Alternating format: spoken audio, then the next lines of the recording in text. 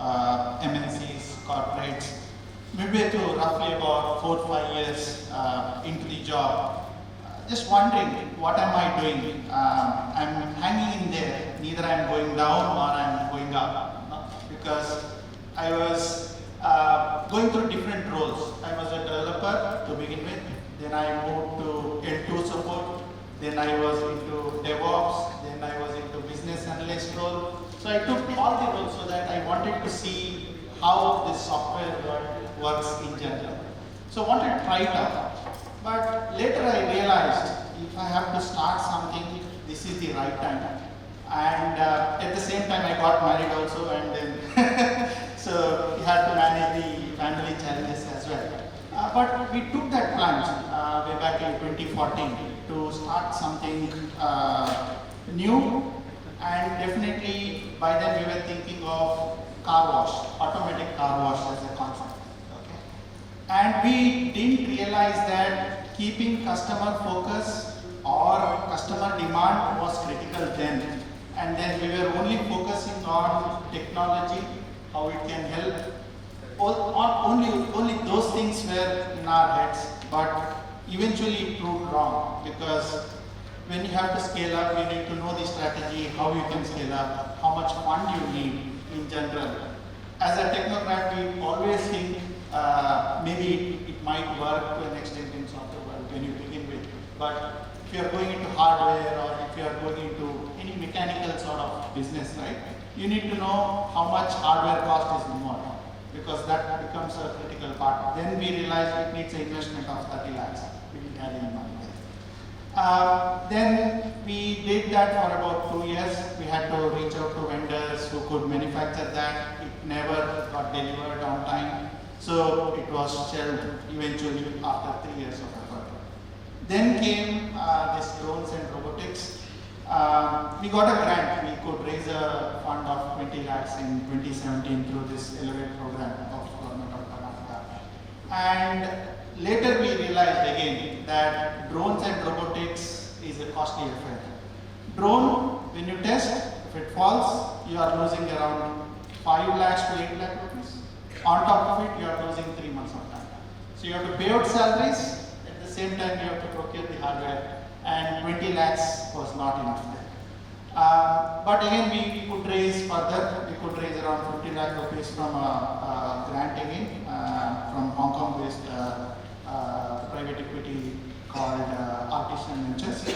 And then we ran it about 2 to 3 years till 2019. And that is when we found a customer in Germany who wanted a power tethering module where you will not have a battery on that drone. Instead, you will have a power source going from the ground. You will convert that power onto something similar to a battery voltage and power it infinitely so that you can do the surveillance. So that project ran for about, say, 2 years. Then the COVID hit. Then we did, on that same basis, we could do a couple of projects for defense. It went for 2-3 years. It was all okay till 2021, 22 time. Parallelly, what we realized is when we used to pitch for our drone company, we realized taking technical specs during pitching doesn't matter. It is always what customer is needing or what he wants. We need to tell in that direction than this many volts, this is the number of hours it will fly. It doesn't matter really. We had a chance to give a demo to army people, and even there it was more of how many hours. It's simple. I think you would have seen the Maruti ad, right? Kitna deti hai? See, in terms of mileage, in terms of efficiency. It will be that straightforward question from any customer for that matter, and from there you work backwards and figure out what could be a best feasible solution. So then parallelly along with these robotic solutions, we had this AgriLeap started in 2019 because my co-founders or founders, parents were doing it in more of a traditional way. We wanted to turn that around and make it more of a scalable global company, and that was the thought for us with the corporate exposure we had with our customer interactions in US, Germany, UK. We knew that if we can position this product in a different way, obviously we'll be able to scale it up. So when we started this journey, fund was very critical because this is more of a factory setup, and this product, disposable dinnerware or any FMCG product, it works on scale. It doesn't work, if you produce in a small quantity, it doesn't make any sense. You will lose more money than you gain. So from 2019 to 2020, and again, COVID had its own impact on all the businesses as such, especially the FMCG events and other things. So we were hit hard in that period of say 8-9 months. We were scouting for some other products, and it also gave very good time to interact with our customer. Then customer who is our 95% share he has taken till date, and at the same time he has increased the revenue from say 4 times. I think when we started with it, it is almost 4 times what we are doing with him. What we realized being in agri-business, for us 3 pillars were main. So one was raw material, second thing was on the manufacturing side, third pillar is on the sales side.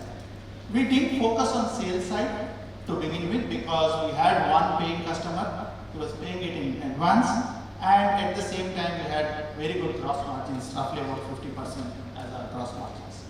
Now we had to fix up our factory. That was main thing. Production part was key, because unless you do your production, you don't have control on the supply chain as such. And someone else, if you are giving it to vendors, which we learned in our entire experience in robotics and car wash, that if you rely heavily on someone else, you are going to lose big time for sure. So we started to build entire setup, being in a tier 4 city in Dharmasthala, where power is a big problem, getting skilled people is the other challenge. Having connectivity with Bangalore is a must, but sourcing in Bangalore is other challenge.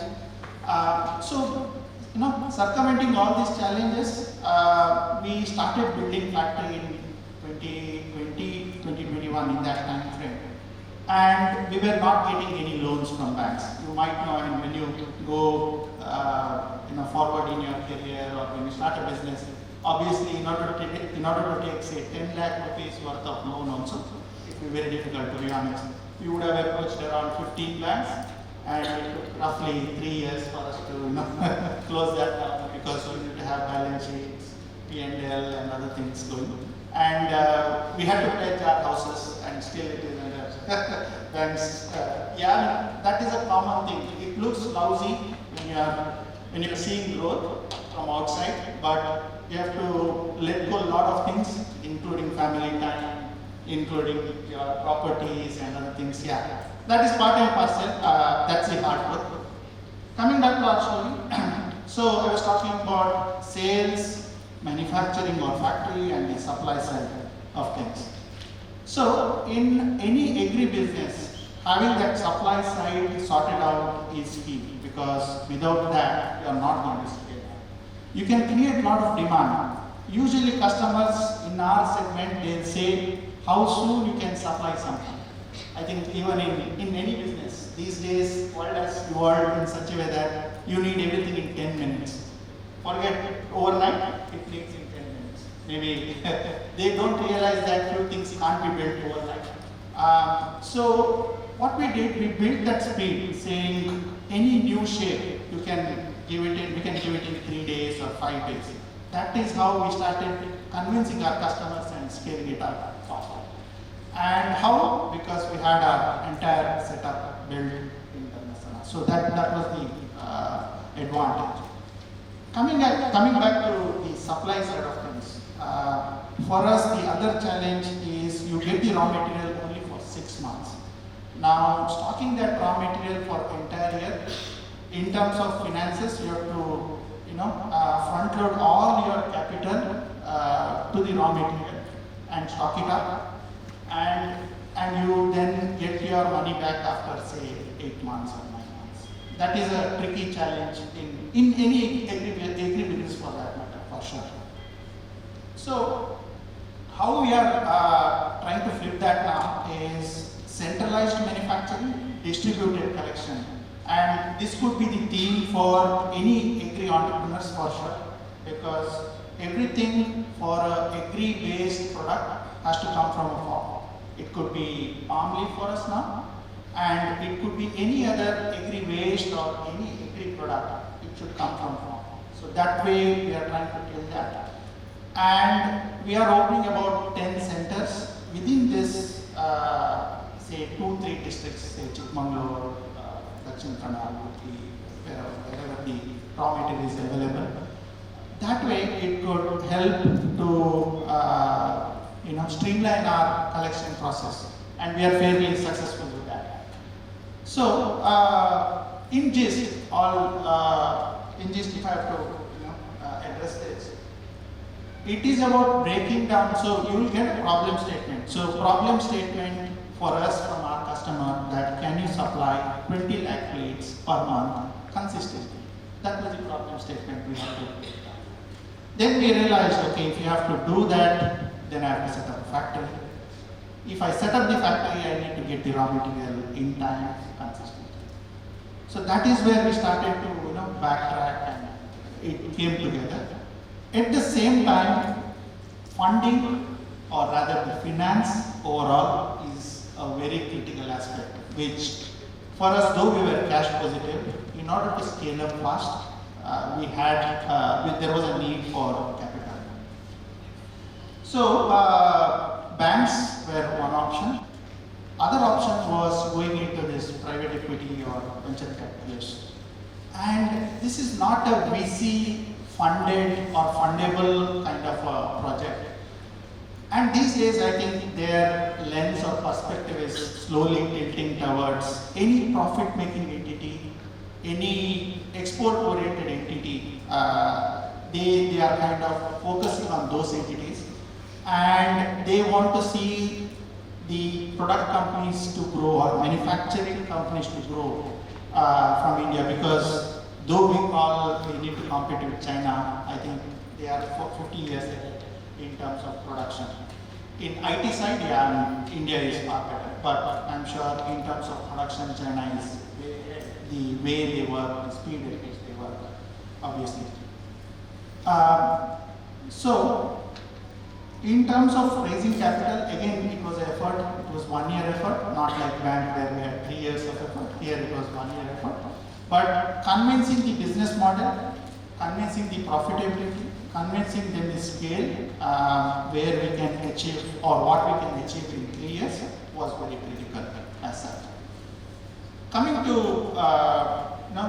skill side of things, or how it helped or what we did, is we constantly onboarded people.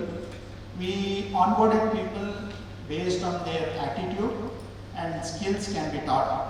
Just to add to what Dixit was saying, we always believe, because being in tier 4 cities, I can't expect an engineer to come down and settle in such remote area.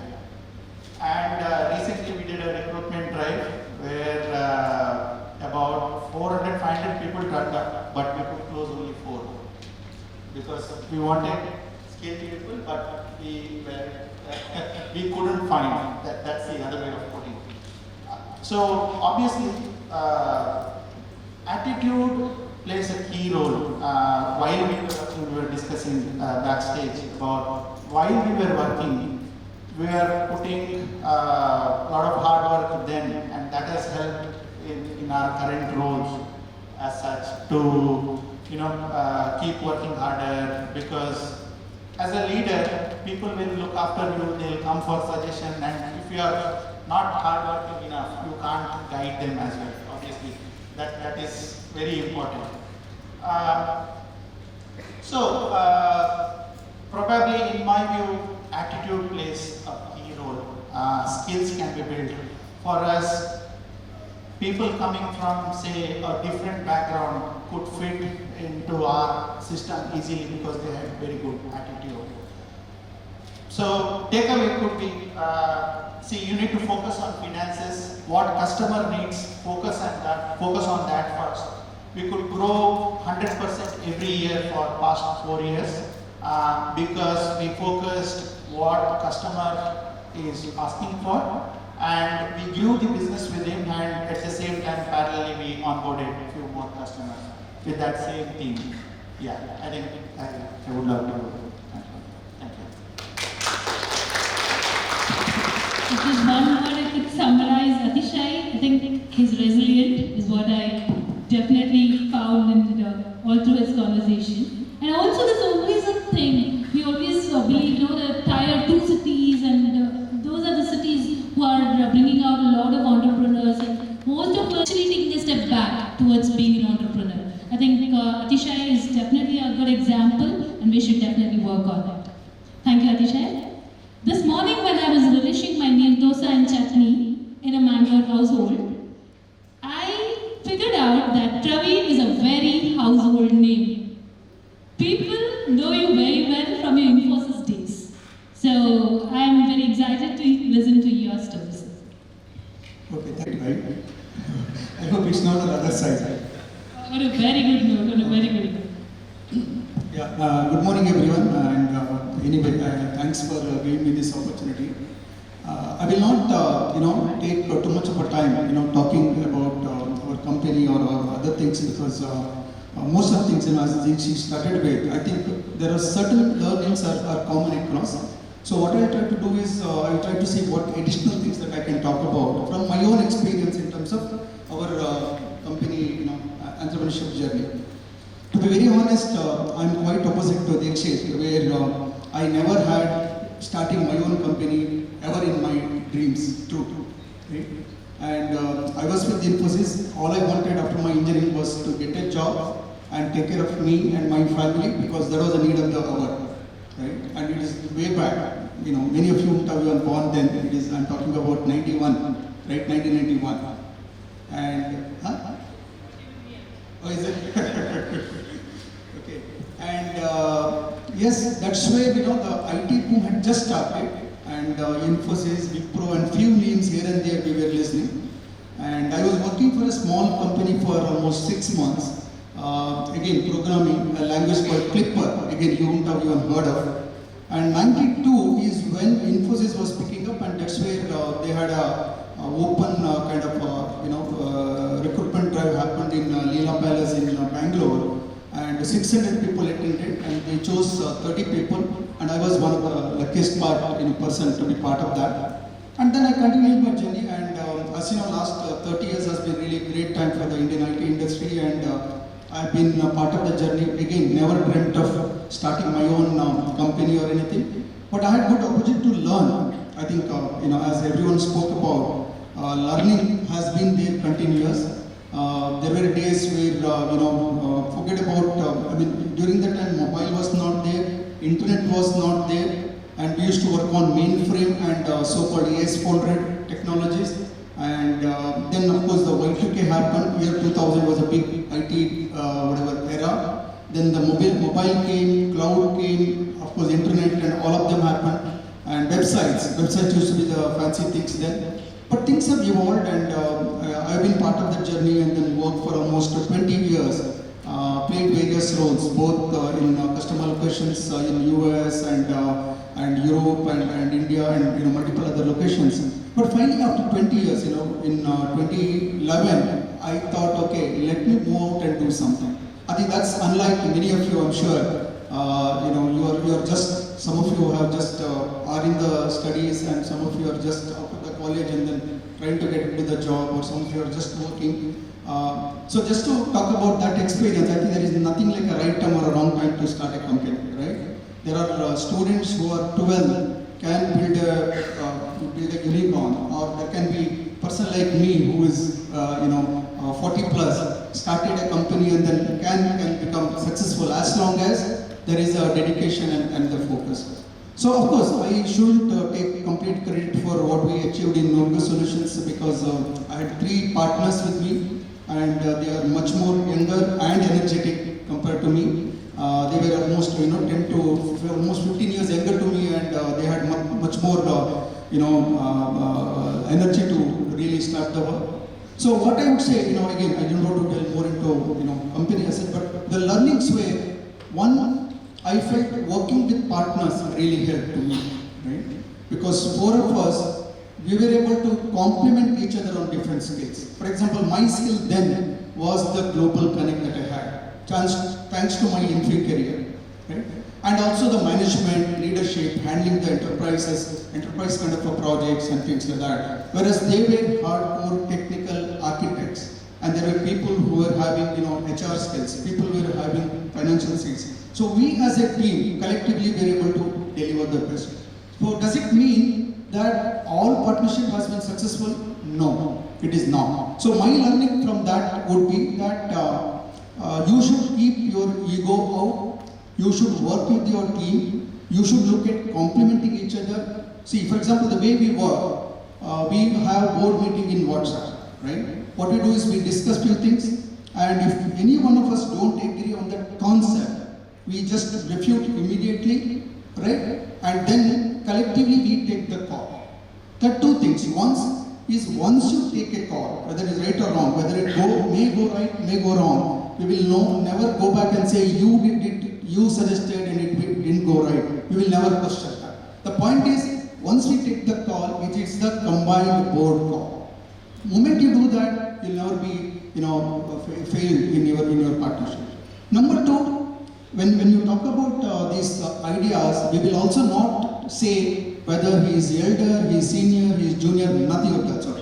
We focus more on the concept. We don't focus on the personality side of it. We are still friends. We go together, enjoy together. But when it comes to work, we say no. What you are doing is right, or what you are doing is wrong. So that's the way the partnership should be. Then partnership will be successful. So again, coming back to the point, keeping the co-founders is definitely a good idea. Both of you have the co-founders, right? But the key is to really maintain that partnership, right? Working together with the thing and taking the positive side of it and driving it successfully. That's number one.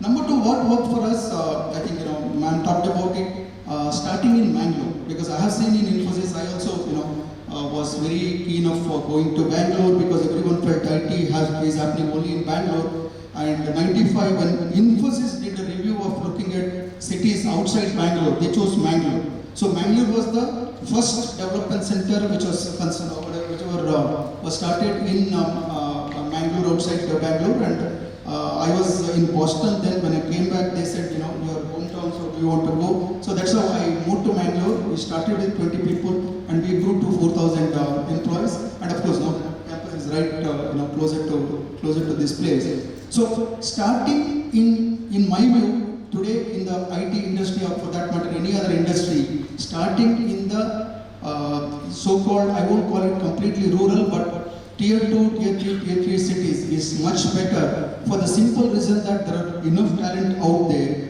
and they don't have that some kind of an ego or something where, rather they are much more committed, much more loyal, right? So if at all you have some things to start, don't think that Bangalore is the only place. You can always start in the places like Mangalore or even, places like Dharmasthala, Putturu, Vitla. Now I'm in the IT Association of Mangalore, even Dikshit is part of it. There are many companies, there are 250 plus IT companies in and around Mangalore, okay? All the way from Kundapura to this way, Vitla, Putturu, all those places. So they all have been successful. And also he spoke about, US and Germany, and he is exporting, he said 95% plus he is exporting. And for us, again, 95 to 96% we do export work. And in that, 60 to 70% work gets done from Mangalore. So there is nothing of lack of skills or lack of talent in this region. There have been successful people, and also the talent is much more committed. That's what is more important, because we as a company, in fact even in Infosys, we used to track employee attrition, customer satisfaction, employee satisfaction, and more importantly productivity. I think he touched upon that Narayan Murthy and L&T CEO dialogue, right? It's of course, what we've been talking. I think once you become an entrepreneur, you'll realize, I think you should not take the literal meaning of it. What they really meant is, India is losing out on the productivity overall, right? And that productivity you should get back. And for that, what he meant, I think both of them consistently said, put hard work. I think it is not just as an entrepreneur that you are getting into, it is also important that your employees, if at all they are putting hard work, only then they will succeed in their career. I think that's very, very important. So that's the second thing. Third thing that really worked well for Novigo is partnering with the successful product companies. For example, one strategy that we kept on was we wanted to work with only global enterprise clients. Right? We have more than 120 clients globally, and in that more than 80 clients from US, Europe, and Middle East, and all of them are big names. The strategy is that, of course, our value exchange may be very less, but still we wanted to work on the enterprise IT services. So that means we have to have the skill to handle that.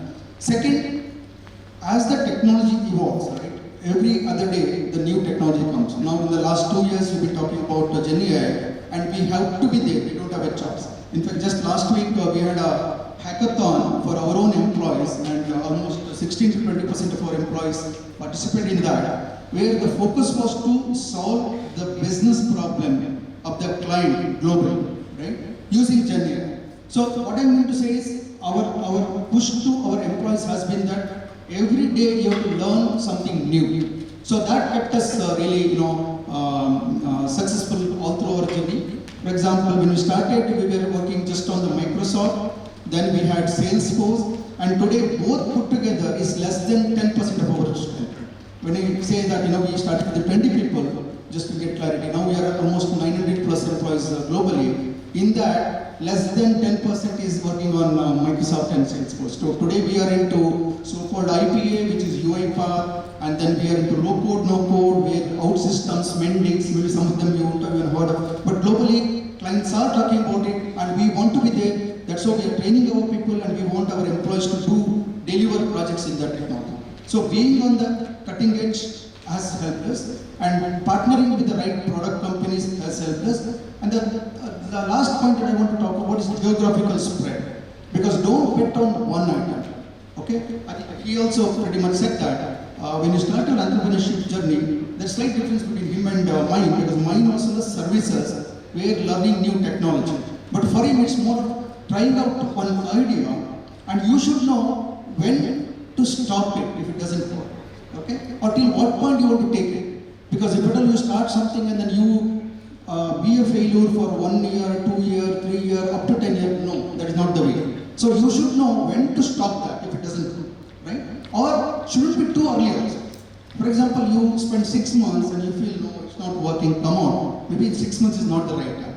So that's where you need to have some mentors, some experts, and you validate that idea with the experts, right, in your own area. There is one fear that I keep hearing whenever I talk about this to startups. They say that when I go and talk to experts, what if they steal my idea, right? That is a whatever fear. But what you should do is you should look at people who will not do that.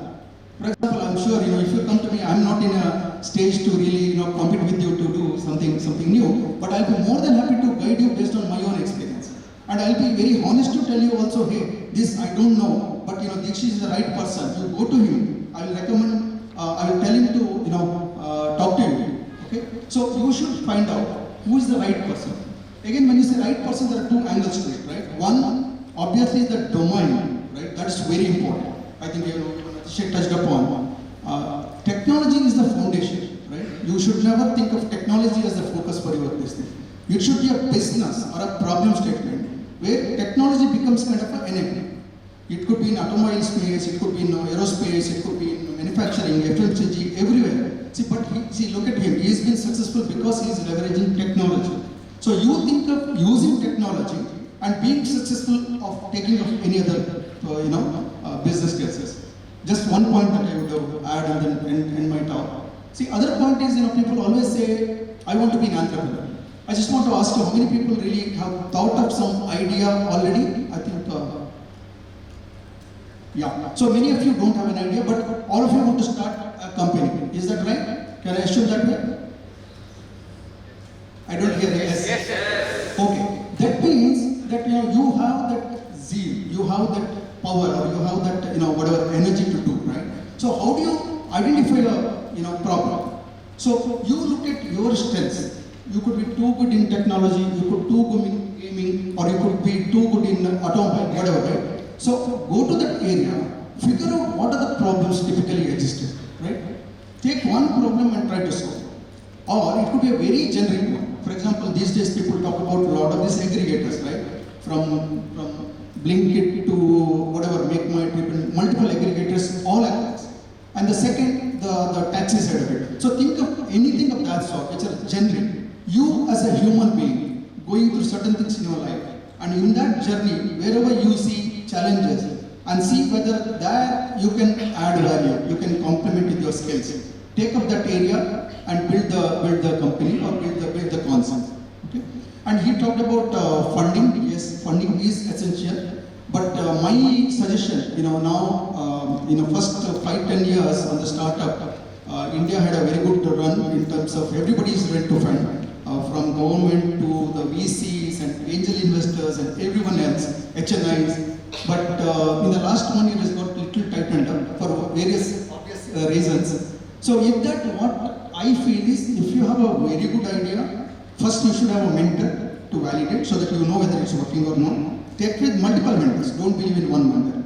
And second, go for a close-knit funding, where it could be your family or your relatives, because that's where you can really validate. Whether if you directly go to a VC, they will take 70% stake from you, and after that, they will be behind you. It's not going to work. Rather, the steps are typically, relatives and friends, and then angel investors, that individual investors who can add value to your business, and then go for VC, PE or whatever. I think that should be the steps in which you have to go through. I think that's where I'll stop and open the questions. Thank you, Praveen. Like you said, yes, partnership is one of the most important things, and maybe because we're all millennials, and today we have more of the Gen Zs, so I think the dynamics are very different. And I'm sure I'm hoping to, hear a question from all of you. Before we get back to things, Praveen, I also. Okay, I don't know when you said when I joined Infosys, my salary was 2,600 rupees and take home was 1,000 rupees. Okay, of course it was not a fat check then. But of course, the 20 years was good enough for me to really survive my generation. I was not too ambitious or greedy for that matter. And more importantly, again, I would give credit to my partners, co-founders, where they had some idea and then I wanted to play that role of kind of guiding them and then helping them. And more importantly, you have to realize one other thing, right? Being in corporate, whatever said and done, you are working for someone else, right? That feeling will be there. It is not, I think he also touched upon, it is not money is everything in life, right? It's much beyond that. Here, when your entrepreneurship journey starts, you may be a failure, you may lose money, but you are still happy. Whereas, if you don't get a salary hike, if you don't get a promotion in the corporate, you will feel very bad. But here you don't feel bad, because it's your own thing, whether you did the right thing or wrong thing. I think maybe that could be the motivation now. Right. Thank you. We are open for questions. Everyone, my name is Ahmed Uwais. I am from Bangalore. First of all, I want to thank you all for inspiring insights. And the question I want to ask is, how to overcome the paralysis of having too many ideas, not knowing what to start and what to pursue, and not having a clear clarity, and what are the key indicators to assess that idea is worth pursuing? Any one of you can answer, preferably Dikshit sir. Happens that we get too excited about our ideas. When we talk to two people, they kill it, the excitement is over, and then we stop, right? So it's a very common scenario, not just you, even I have like so many more ideas, right? So it's very, very common. I think there are a few set of rules which is already very well defined, right? Firstly, I always tell in my team, so I encourage a lot of entrepreneurship kind of initiatives within the company, right? And but I'm very critical when it comes to idea.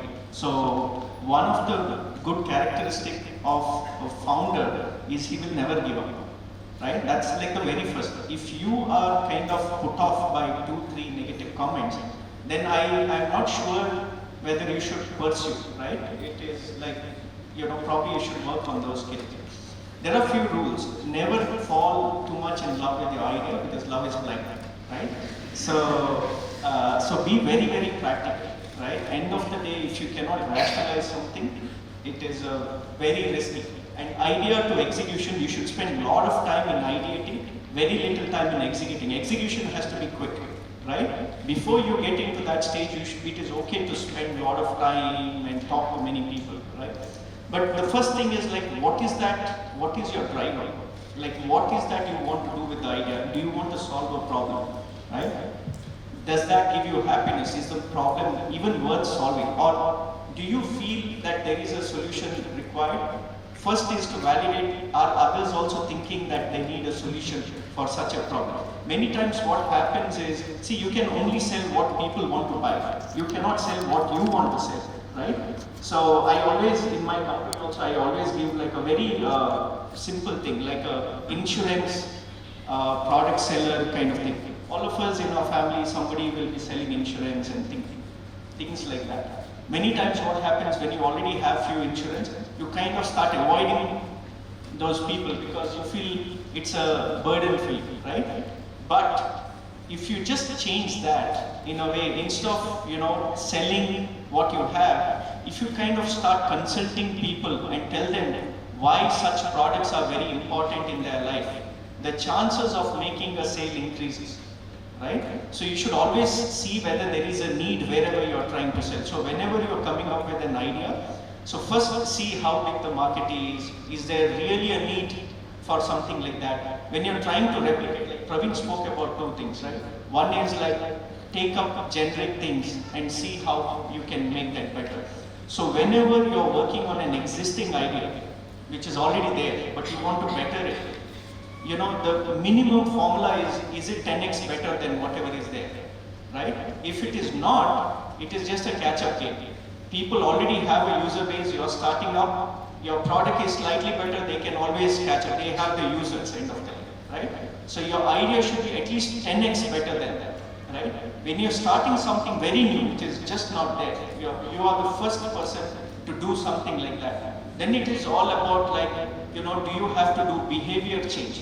Right? People usually don't do it in a certain way, but you want them to do, that means it needs a lot of capital. So then, your idea might be good, but because you don't have access to that level of capital, you may not go too far, right? So you have to gauge a few of these things. First is like the idea itself, right? And then you see like, do you know what is TAM, SOM and all those things? Total addressable market, serviceable market. So I think it is always important to understand how do some research, like simple Google research and things like that. Don't get too affected by market. It is very important, but that is not the only definer for something that you will become or something like that. But that is important, right? So understand like how big the market is it worth solving, how many players are. These things are very important. Many times I see people jump into execution fast, too early, right? And then they realize after they have built out, and there are like 100 people already solving this problem and far ahead of you. And then it demotivates you. So always do your research first, right? And few of these parameters, is the market big enough? Are there enough players? Who are the players? Very few players, great sign and things like that. If you're trying to solve that is already there, is your idea 10x better? You call that moat, right?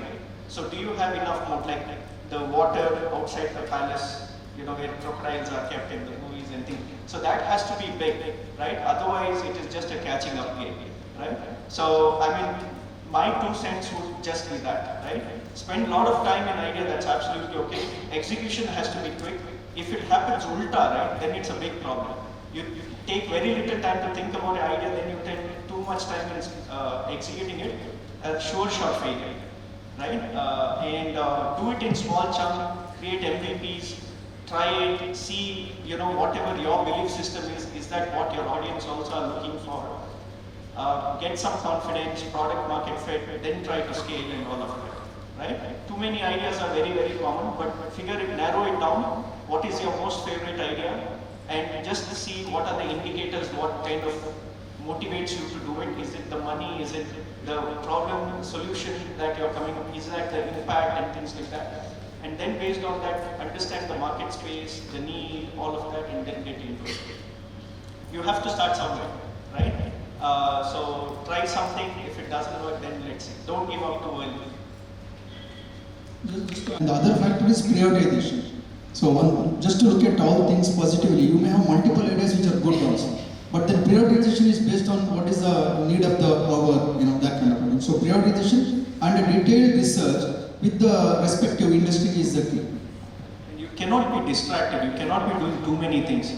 See, when you're doing one thing, right, suddenly you will say there are other very good things, right?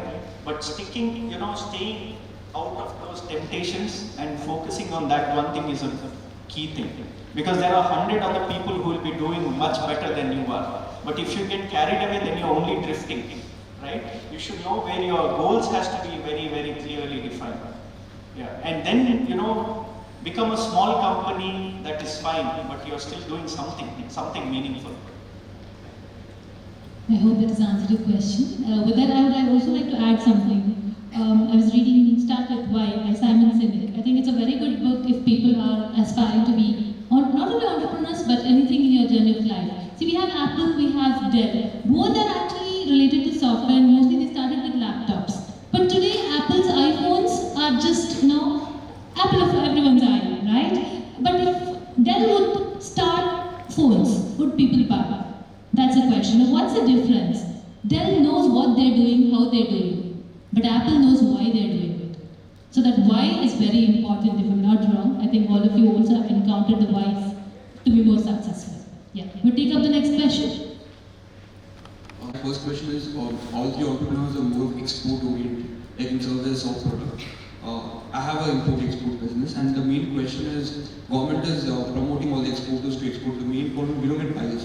In terms of service or in terms of product, when you go globally, it's very hard to convince those buyers for your product or service. So how can you get more conversions? Because it takes a lot of time. And so one following question is, when as an entrepreneur, because we are from a commerce background, we know management much better. So we are good at everything. What do you personally feel? And so as you told, your goal, what is your goal? See then. Our goal is money.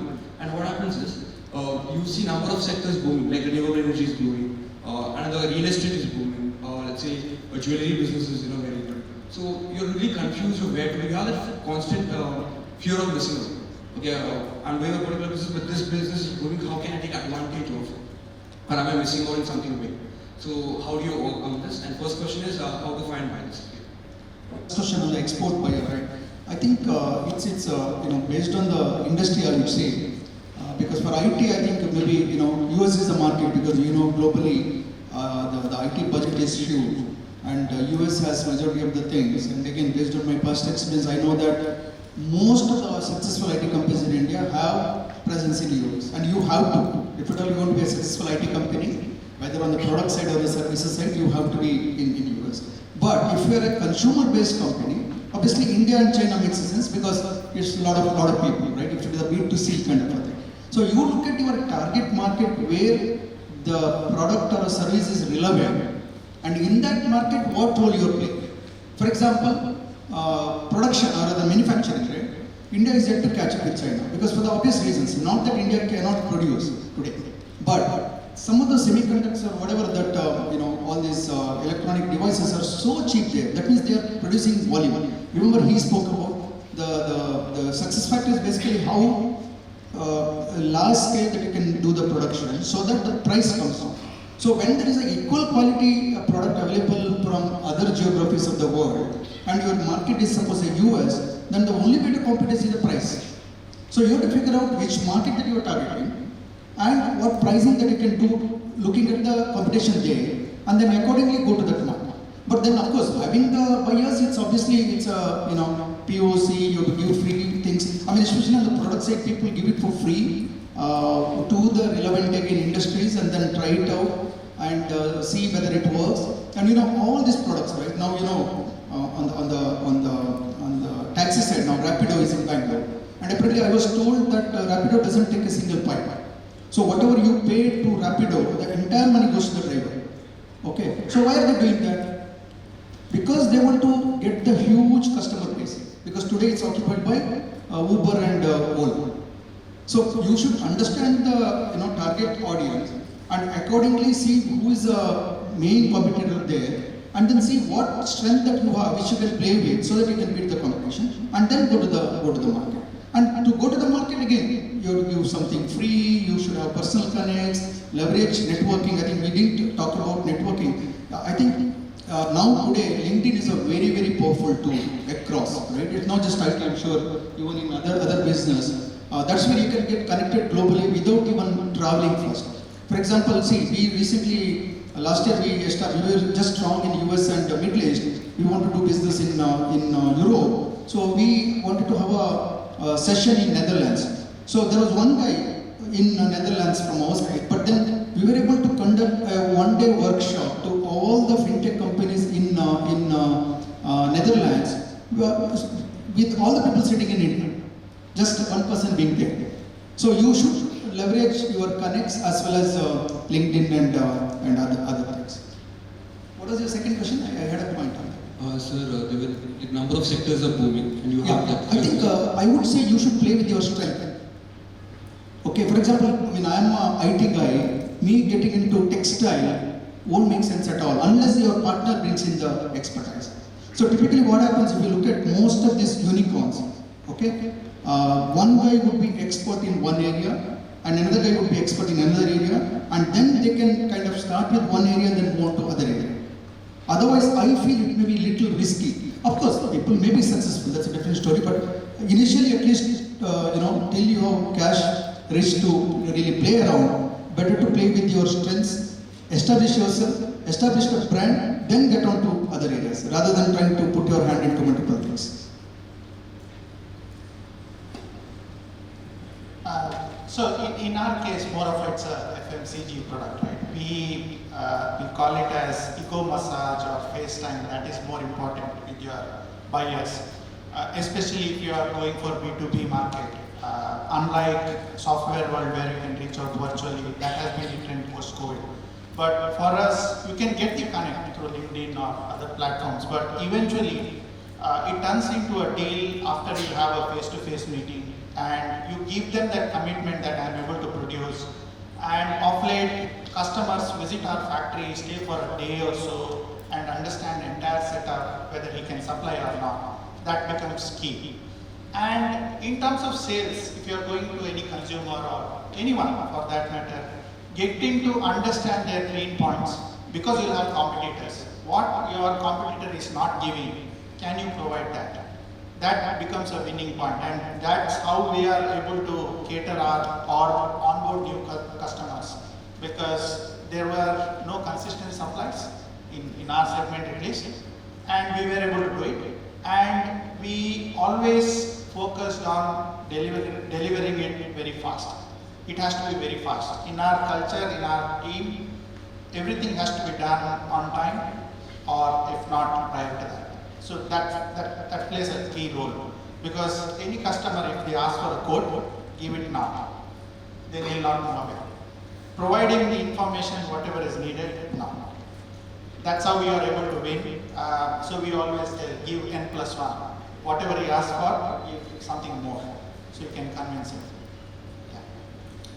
Just to add to that, first thing is you need to be very practical, right? Just because you're selling something, nobody is going to buy it, right? And that is why, I mean, it's very simple, right? When somebody is, in the traffic, there are so many people selling things. Do you really care about them, right? So you are no different. Even Infy, for that matter, finds very hard to get a new customer. It is a very common problem, right? So I think what is more important is you be very clear about what is the value that you're providing. Is that value definition clear? Is it good enough? Is it going to make some impact? As long as you're clear with that, selling will not be that hard. For example, today, there are so many businesses built on Instagram, right? So you build a cool t-shirt. The whole purpose is the coolness of it, and at a low cost. You just have random buyers, right? So, but you need to be very clear. Why is that people will buy something that I am selling? That you should be very clear. And who else is doing that? And why are you different? Why are you better? As long as you can give that message very clearly, right? I think selling should not be that hard. And when you're talking about exports, any kind of sales, not just exports, right? First, it always starts with connection, because end of the day, right? More than what your company does, it is you. People need to trust in you, right? If I kind of give something to you, you will deliver. That confidence you have. So first, it is always from connections, network. Unless you are, already a very different kind of market. For example, selling apparels, right? It needs to look different. It again depends on whom are you targeting. If you're targeting sports lovers, then you target a certain kind. If you're targeting a college students, you target in a different way. So as long as you are very clear about what you're selling and how are you selling it, I think buying should not be, then you have to pick the right medium to sell, right? In terms of distractions or, what you're saying, there are too many things. It is always going to be there, right? But if you see, it's very simple, right? When you build a house, first you have to always go with foundation. You cannot build a window first and hang it in the air, right? So I think don't get really distracted with, there may be 10 other people who started with you, might be doing very well, right? What you need to focus is, what am I doing? Can I do it better than what am I already doing, right? That is the one thing you need to be focused, right? You are not competing with others. Obviously in business world you have to, but first you have to be convinced with yourself, otherwise you will lose interest in whatever you're doing. You might do something, real estate again, depends on so many factors, right? Today, you might see people are making a lot of money, but what if nobody wants to buy, right? And nobody is like, there might be a lot of sellers, but no buyers, no money in the market. Then what are you going to do that time? Because it's not dependent on, just you being great, right? So all the businesses have these things. So you need to be like, stay focused on one thing. Once you become very big in that, then you start thinking about many other things. Till then, just like the horse puts the blinders, right? So like that, you just put and work on just one thing, any one of those. So just to wrap up, final question is, big, then you can focus. So you guys are already big, the panel members. So what is something big you guys are looking, which you want to invest for?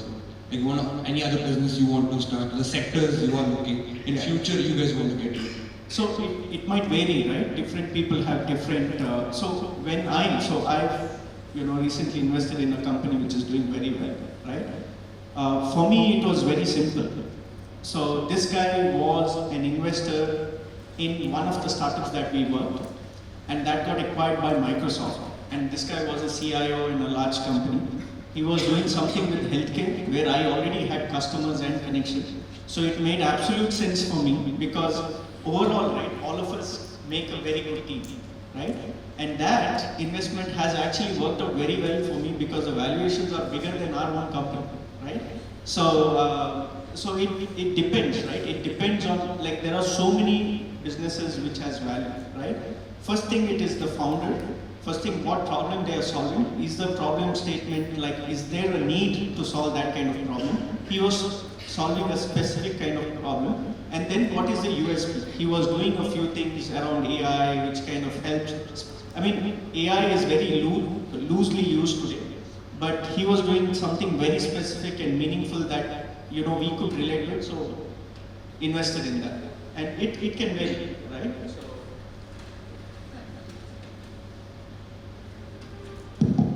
Yeah, it obviously varies, as you said, right? From Novigo perspective, what we have seen in the last 11 years, we have been growing consistently 30% plus, which we know is above the industry standard of whatever Indian IT, industry, and with the decent profit as well as top line growth, as well as the profit has been again higher than the industry average. Now we realize that with the cost and with the growth that we have, it's very difficult to manage ourselves. So we are looking at scaling up significantly. What I mean to say is, we are very comfortable growing another 8%, 10% for the next 2-3 years. We have visibility. Yes, GenAI is playing the role, and we are already there, as I mentioned earlier. Right? GenAI is a technology that we are all getting into. Customer is asking, so we are trying to do something on that. But the other aspect is, how can you get that inorganic growth, right? either by acquiring a smaller company so that gives another jump, or getting merged or getting whatever, partnered with a larger entity. For example, today when I started our company, we were doing $25,000 project, $100,000 projects. But today we are in the range of 500 to 1 million kind of a project. But if I want to scale at the same level, 30%, I need to, of course, we already started bidding for $1 million to $5 million projects.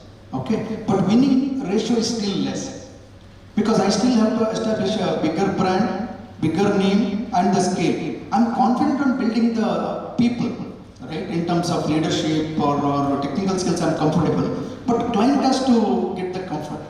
For example, as we speak, right? Unilever, it's one of the largest company. And UK, we are doing one project where Accenture was not able to do, and we got in on a particular technology, one of the low-code technologies, and they were surprised, it's such a small company, how we are doing it and all that. And finally, they were still not comfortable signing a SOW with us directly. They said, you partner with Accenture and then do it. But they wanted us only. Obviously, Accenture doesn't want to have us as a competitor, right? Because they are so big. But they didn't have a choice because Unilever said, no, this work you get it done by Novigo, so let's have a three-party agreement or whatever. One other thing happening even in Middle East with the Tech Mahindra. So that way we realized that I think we have the competency and we can scale up from delivery, technology side of it. But on the market and the brand side, we need to establish a larger thing. That's where we are now exploring options in terms of trying to partner with the bigger entities. So that way it varies from company to company. Because we are short in time, we will take one more question. Good ideas which require a huge capital. For example, the Reliance Jio. It was started with the capital of 2 lakh crores. So my question is, how can a normal person execute such ideas? Because recently when I sent my friends about the idea, which requires 20 to 30 crores, they are about the question, how can you do it, bro? Such a huge finance, your idea is good, how can we do that? End of the day, right? One thing what we all need to realize, life is very simple, we complicate it, right? And every problem has probably a simpler solution, right? The book that was just gifted to us, it's like the Japanese manufacturing way, right? I was just quickly glancing through and I could relate to what it is. See, Toyota, I think they came up with something like this, where you ask why 5 times to get to the depth, right? If there is like a supply chain has stopped, why did that happen? Probably we didn't maintain a few things. And then why did that happen? So get into the root cause and then solve it. Sometimes it is as simple as that, instead of thinking about strategy and things like that. So whenever you're picking an idea, there is always enough time to do many more things. You can earn infinite amount. Elon Musk was not even existing like many years ago, right? Today he's the star. So pick up ideas that you think is practical to do now, earn enough money, then pick up ideas which is slightly more bigger, reaches more capital, unless you can convince someone to put 30 crores, which is not easy at all, right? So that's why I said, first I think we need to build skills, and I think because it gives us more confidence in convincing someone to invest the capital, or we kind of getting into that stage, right? So let us be very practical with whatever we are starting, right? We have our limitations, let us embrace it, understand it, focus on things that we can do, because that way you can achieve something. No, actually on the positive side, if your idea is really good, and if you think by investing 30 crores somebody can make 3,000 crores, you can go and set up a meeting with Mukesh Ambani. I'll guarantee you he will only invest. So, no, I'm serious, because it again depends upon the idea. If you're so confident, and there is a bare minimum required, there are enough people in India to fund it, right? But you have to approach the right person and really share that idea with the conviction, and they should be convinced. So what you think may not be practical, as you said, right? If it's practical, I think there are ways to do it. Not like say 30 years back where you didn't have a choice but to go for a loan or this thing. See, look at accelerators like Y Combinator. They're the best in the world. I know it because my friend gave, the first Indian company that they funded was Razorpay. And they had come to India, I had taken them around India. So see where Razorpay has reached. When he told me, do you want to do a meeting? I said, no, I'm busy, and things like that, right? But see where it has gone. So you need to, like what Praveen said, right? You need to find a right platform, pitch the right idea. But first, I mean, they're the best in the world come there, right? So they gauge you based on a few things. And once you are a YC company, I think any investor would chase you.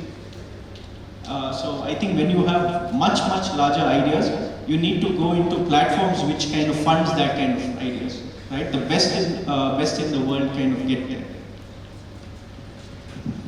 Sorry, just to add upon funding, raising first round of funds is very difficult. But what happens once they are in, right, with their credentials, you'll be able to connect with other fund houses. And at times, in our case, there is already a commitment that they'll be participating in the next round as well, provided you show the growth. It's ultimately the growth path is what they see, because they make money by growing the company and taking the exit. If you are stagnant enough, if your idea is good enough, you will get the funding. That is fast. And you need to position in such a way your business model has to be right. That how we are going to scale up in next 3 years, next 5 years, all the predictions has to be in place. And what is that mode, like Dixit said, that you are focusing on? Can you be that unique company you want to be? Then you'll get the funding for sure. We're really sorry that we will not be able to take questions, but definitely there's a way. You can always get in touch with entrepreneurs through their LinkedIn profiles and maybe through your email contacts also. And before we wind up, I would like to ask you for a one-liner, which would be a great takeaway for the people today here in this audience. And also, what do you think is a secret sauce for being a successful entrepreneur? We can start with Ravi. As I said, I'm not a born entrepreneur, so I'm not really, started my journey as an entrepreneur. But in the last 11 years, of course, we did something, as well as I have met multiple startups, maybe more than 300, 400 startups. But one thing that I have seen who has been successful, or rather, see again, successful is the definition of what you said, and it is the passion. I would say one single word is a passion. If you are passionate, go for it, nothing else. It doesn't matter whether you earn money or be successful, but if you're passionate, I think you should try to. And this is the best era in India to have your own companies. Unlike say 20 years back, 30 years back. So if you're passionate, you should start your company. Atisha.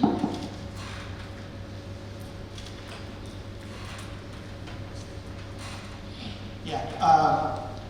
I think success is more of a perception in my view, obviously. Like Praveen said, it is passion. One liner, if I have to put it forward, I think probably attitude is what I put forward than anything. If you have that willingness to work for something, obviously everything will fall in place. Otherwise, you keep giving excuses for all the things that way. Yeah. As simple as that. Dixit. Just touch on passion definitely is the fuel, right? It's like your reserve tank. Life is never going to be an upward kind of trajectory. It's always going to be like that. That's how life is, right? Generally, if you analyze everything is like that, right? And when you're coming down, passion is the only thing. That reserve tank of your thing is the passion, right? But I think for entrepreneurship, one is like you need to build a very good appetite for handling stress, because nothing is going to be, nothing is stable, nothing is going to be constant. Everything is going to change, right? By the time you become the best in that industry itself changes, right? Then the question is, who wants to work with the best? Nobody wants to work. Right? So everything keeps changing, right? So build a very good appetite for stress, handling stress, and continuously keep learning and adapting to the situation is very important. I think few of these things, if you guys can adopt, I think it will definitely help you. Thank you so much. So by the end of the panel discussion, we now have definitely understood entrepreneurship is not about having one single idea. Right?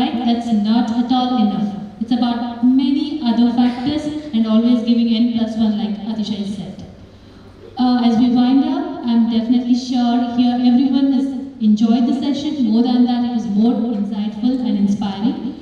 To all the panelists here, I really wish you all that you become a unicorn of the country, and we'll definitely love to see you there. And to this beautiful day and beautiful moment, I would like to thank Akanksha Charitable Trust and Nite University for this wonderful opportunity. So, Milu, and have a good day. Thank you. Insightful and in session. Huge thank you to all our panelists for sharing their journeys and their wisdom, and to our moderator for steering up this wonderful conversation. So let's give a huge round of applause to all our panelists and the moderator. Now honoring our panelists and moderator with a token of love and respect, may I now request Dr. Shashi Kumar, NSS Coordinator, NIT DU. May I request Dr. Sri Shabad, MD and founder, Akanksha Charitable Trust, to do the honoring.